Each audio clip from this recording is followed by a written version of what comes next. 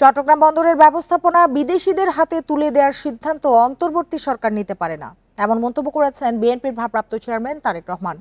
শনিবার সন্ধ্যায় এক আলোচনা সভায় ভার্চুয়ালি যোগ দেন তিনি। বলেন, পরিস্থিতি দেখে মনে হচ্ছে চট্টগ্রাম বন্দরের ব্যবস্থাপনা বিদেশিদের হাতে তুলে দেওয়ার প্রাধান্য দিচ্ছে সরকার।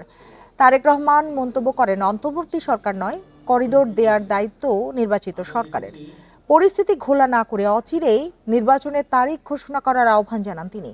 বিএনপির ভারপ্রাপ্ত চেয়ারম্যান বলেন, মাত্র 10 মাসেই বিভিন্ন কর্মকাণ্ডে সরকারের ভেতর ও বাইরে অস্থিরতা তৈরি হয়েছে। এই অবস্থা চলতে থাকলে পরিস্থিতি সামাল দিতে পারবে না এই সরকার।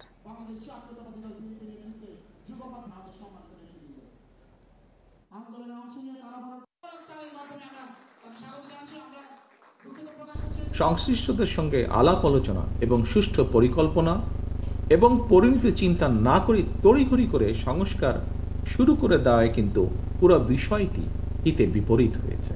অন্তর্বর্তীকালীন সরকারের প্রতি আবারও আহ্বান জানিয়ে বলবো, পরিস্থিতি অযথা ঘোলাটে না করে জাতীয় নির্বাচনের সুস্পষ্ট তারিখ ঘোষণা করুন। জনগণের ভোটে জনগণের কাছে দায়বদ্ধ সরকার প্রতিষ্ঠা করা না গেলে পতিত পলাতক স্বৈরাচারকে মোকাবেলা করা সহজ হবে না।